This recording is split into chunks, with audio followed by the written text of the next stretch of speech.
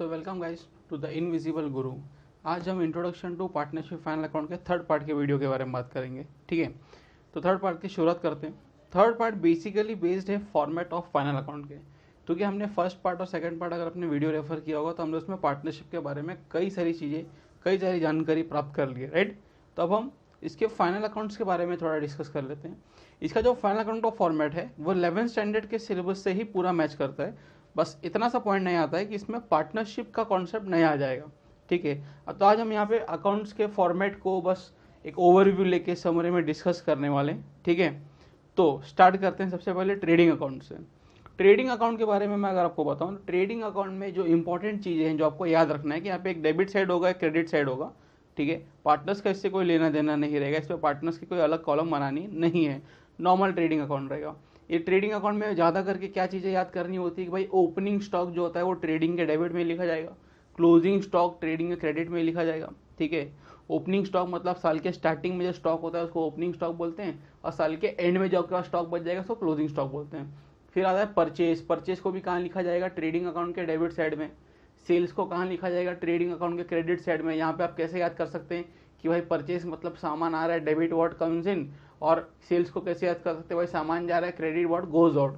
ठीक है, ये रूल से अगर आप चाहें तो इसको याद करके रख सकते हैं।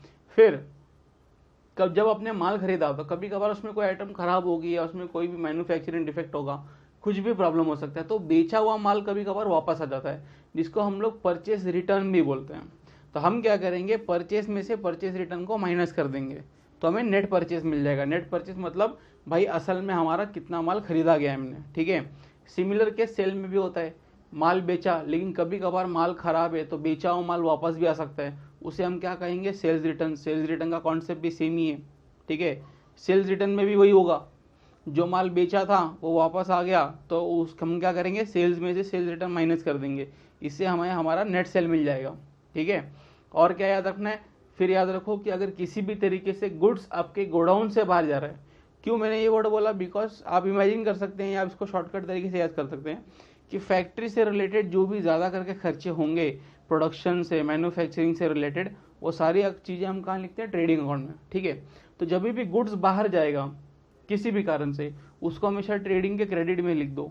रूल क्या याद कर सकते हो उसको शॉर्टकट तरीके से? भाई क्रेडिट व्हाट गोज आउट, जैसे कि good destroyed by fire, goods lost by fire, good destroyed by theft या लॉस्ट बाय थेफ्ट। ठीक है, बाय नेचुरल कैलामिटी, किसी भी तरीके से गुड्स कंपनी से बाहर जाएगी तो याद रखना कि उसको ट्रेडिंग के क्रेडिट में लिखना है। Goods withdrawn bye partner, credit में लिखा जाएगा, गुड्स जा रहा है कंपनी के बाहर। ठीक है, उसके बाद डेबिट में हमने क्या देखा? ओपनिंग स्टॉक देखा, डेबिट में हमने परचेज देखा, और आपको याद रखना है फैक्ट्री से रिलेटेड जितने भी खर्चे होंगे वो सब आपको ट्रेडिंग अकाउंट के डेबिट साइड में लिखना है।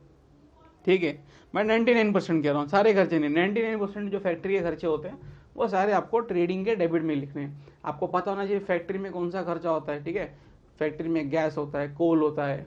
ठीक है, फैक्ट्री में फिर वेजेस होते हैं, जो मजदूर को जो पगार दी जाती है। लोग अक्सर पूछते हैं सर वेजेस को ट्रेडिंग में लिखते हैं, सैलरीज को हम लोग प्रॉफिट एंड लॉस में लिखते हैं, तो वेजेस एंड सैलरी को ट्रेडिंग में क्यों लिख रहे हैं? आप पहला वर्ड देखिए, जब दोनों वर्ड साथ में आ गया वेजेस एंड सैलरी, तो पहला वर्ड देखो, पहला वर्ड अगर वेजेस है तो ट्रेडिंग में लिख दो, और अगर सैलरीज एंड वेजेस आ रहा है तो पहला वर्ड सैलरीज है तो उसको उठा के प्रॉफिट एंड लॉस में लिख देंगे। इस तरीके से आप इसको याद कर सकते हैं। ठीक है, फिर ट्रेडिंग के क्रेडिट में से जब ट्रेडिंग के डेबिट को माइनस कर दोगे एक आंसर बचता है, जिसको हम क्या कहते हैं? ग्रॉस प्रॉफिट, बैलेंस कहते हैं जिसे। बैलेंस जो बचेगा उसको ग्रॉस प्रॉफिट बोलते हैं। ठीक है, अब इस ग्रॉस प्रॉफिट का हमें क्या करना है? तो हम अपने दूसरे अकाउंट में जाते हैं जिसका नाम होता है प्रॉफिट एंड लॉस अकाउंट। उस ग्रॉस प्रॉफिट को हम ले आकर अपने प्रॉफिट एंड लॉस के क्रेडिट में लिख देंगे। लेकिन यहाँ पे एक और बात याद रखने वाली है कि अगर हमारे ट्रेडिंग अकाउंट में डेबिट का टोटल ज़्यादा है और क्रेडिट का कम है, तो डेबिट में से जब क्रेडिट माइनस करोगे तो हमें ग्रॉस प्रॉफिट नहीं, हमें ग्रॉस लॉस मिलेगा। ठीक है, और उस ग्रॉस लॉस को हमें लाके अपने प्रॉफिट एंड लॉस के डेबिट साइड में लिखना होता है। ये चीज़ आप याद रख लो। ठीक है, उसके अलावा कंपनी को कहीं से भी पैसा मिला, कंपनी का कहीं से भी फायदा हुआ, तो प्रॉफिट एंड लॉस के क्रेडिट में लिख दो। कंपनी का कोई भी नुकसान हुआ या कंपनी का कोई भी खर्चा हो रहा है, कंपनी कहीं भी पैसा दे रही है, याद रखना फैक्ट्री को छोड़ के वो सारे खर्चे कहाँ लिखोगे? प्रॉफिट एंड लॉस के डेबिट में। इसमें याद रखने वाली कैसी चीज़ हो सकती है भाई? Debit all expenses and losses, credit all income and gain.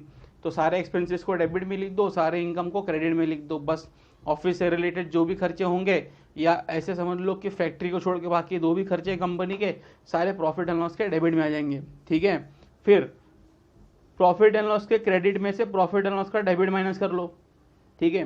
Profit and loss के क्रेडिट में से जब डेबिट माइनस करोगे तो जो बैलेंस बचता है डेबिट में उसे हम कहते हैं नेट प्रॉफिट। यहाँ पर भी यही चीज याद रखना है, उल्टा भी हो सकता है कि भाई डेबिट सेट ज्यादा है और क्रेडिट कम है, तो क्या होगा, तो डेबिट में से क्रेडिट माइनस करो, जो बचेगा उसको हम लोग क्या बोलेंगे, नेट लॉस, ठीक है। और मैं आपको एक और चीज़ बता दूं, इस फॉर्मेट में बहुत सारी चीज़ें हैं। ये फॉर्मेट भी जो है आपको ऑनलाइन किसी भी गूगल सर्च पे किसी भी सर्च इंजन में मिल जाएगा। उससे रिलेटेड किसी भी चीज़ से रिलेटेड कोई भी अगर आपको डाउट हुआ तो आप आके कमेंट सेक्शन में लिख सकते हैं, आपके डाउट को तुरंत ही सॉल्व कर दिया जाएगा, ठीक है। तो आप इसके फॉर्मेट्स को ध्यान से देख सकते हैं, समझ सकते हैं। अब आते हैं टॉपिक पे, तो जो नेट प्रॉफिट था, जो नेट लॉस था, उसका क्या करेंगे। तो यहाँ पे जो सबसे इंपॉर्टेंट चीज़ है, हर कॉमर्स स्टूडेंट की जान जिसमें बसती है, जिसको हम क्या कहते हैं भाई साहब, बैलेंस शीट, ठीक है। और ये वही चीज़ है जो सबसे बड़ा पंगा खड़ा करता है। अब बैलेंस शीट में दो साइड होते हैं, एक होता है लाइबिलिटी और एक होता है असेट। लाइबिलिटी में दो चीज़ याद रखिए, लाइबिलिटी में एक कैपिटल होगा और एक दूसरा जिसे हम एक्चुअल में लाइबिलिटी कहते हैं। कैपिटल जैसे आपने पार्ट 1 और पार्ट 2 वीडियो में देख लिया, ठीक है। उसके अलावा अगर आप बात करेंगे तो जो हमने कैपिटल में जो क्लोजिंग बैलेंस आया करता था, फॉर्मेट में देखा था पार्ट 2 वाले वीडियो में, बैलेंस कैरिड डाउन, वही आके यहाँ पे स्टार्टिंग में कैपिटल अकाउंट में लिख देना होता है। जैसे कि पार्टनर कैपिटल में वहाँ पे 10,000 बच गया, वो 10,000 ला के यहाँ पे लाइबिलिटी के कैपिटल अकाउंट में लिख दो। उसके अलावा क्या करेंगे कि अगर आपको कहीं किसी को पैसा देना बाकी है या आपका कोई कर्जा है, आपने कोई लोन लिया हुआ है, कंपनी हर वो चीज़ जो बाहर वालों को देना बाकी है, वो सब चीज़ों को हम कहाँ लिखेंगे, लाइबिलिटीज़ में, ठीक है। असेट में क्या करेंगे, असेट में, असेट का क्या मतलब होता है भाई, जो चीज़ सेल्फ ओन्ड है, हमारी खुद की है, हमने खरीदा है, वो हमें बिलोंग करती है, हमारे पास उसके राइट्स है, ठीक है, हमारे पास उसके पूरे कंट्रोल है, उन चीज़ों को हम असेट बोलते हैं। असेट के बारे में याद रखिए, एक होता है टेंजिबल फिक्स असेट और एक होता है नॉन टेंजिबल फिक्स असेट, ठीक है, या इनटेंजिबल कहते हैं उसे। टेंजिबल मतलब जो हमें दिखाई देता है, जिसको हम छू सकते हैं, फील कर सकते हैं, महसूस कर सकते हैं, और इनटेंजिबल जो हमें कभी दिखाई देता नहीं है, जैसे कि कॉपीराइट, गुडविल, ट्रेडमार्क, पेटेंट, ठीक है। और टेंजिबल में हमें याद रखना है फर्नीचर, ठीक है, ऑफिस फर्नीचर, अपनी फैक्ट्री, बिल्डिंग, ये सारी चीज़ें हमारे टेंजिबल असेट होते हैं। उसके अलावा इसके अंदर करंट असेट भी होता है। करंट असेट में मतलब वो चीज़ें जो हम साल भर में रोटेशन पे होती है, जैसे स्टॉक होता है, खरीदा बेचा, खरीदा बेचा, खरीदा बेचा, हम इसको ज़्यादा टाइम के लिए यूज़ नहीं कर सकते। लेकिन अपने जो फिक्स असेट होते हैं, जैसे बिल्डिंग, आप रोज़ तो नहीं खरीदोगे, आपने खरीदा, आप इसको 15-20 साल तक चलाओगे, इसीलिए इसे फिक्स असेट कहते हैं। अच्छा, करंट असेट में स्टॉक होता है, करंट असेट में डेटर भी होते हैं। डेटर यानी कि अपने कस्टमर्स जो होते हैं उन्हें डेटर्स कहा जाता है, ठीक है। कैश होता है, बैंक होता है, ये सब चीज़ें आती हैं अपने एसेट्स के अंदर। अगर आपको इससे रिलेटेड और कोई जानकारी चाहिए होगी तो आप कमेंट बॉक्स में लिख सकते हैं, ठीक है। आपको सारा फॉर्मेट सब कुछ एक्सप्लेन कर दिया जाएगा। तो ये था अपना बेसिक फॉर्मेट जो हमें याद रखना होता है फाइनल अकाउंट्स को सॉल्व करते वक्त, ठीक है। एक तो बैलेंस शीट का फॉर्मेट हो गया, एक अपना प्रॉफिट एंड लॉस हो गया, एक ट्रेडिंग हो गया। आप अपने बुक्स में इसको रेफर कर सकते हैं। इससे रिलेटेड कोई भी चीज़ अगर आपको पूछनी होगी तो पूछ सकते हैं, ठीक है। सम करते वक्त इसमें बहुत सारी ऐसी चीज़ें हैं जो आपसे नहीं होंगी, ठीक है, न्यू है आपके लिए। सम करेंगे हम अपने आने वाले वीडियोस में, तो हर एक सम के अंदर हर चीज़ को डिटेल में एक एक वर्ड को मैं आपको समझाऊंगा, ठीक है। तो फिलहाल के लिए आप इस फॉर्मेट को याद कीजिए, ताकि जब हम आगे चल के सम्स करेंगे तो आपको सब कुछ क्लियरली समझ में आना चाहिए। Thank you.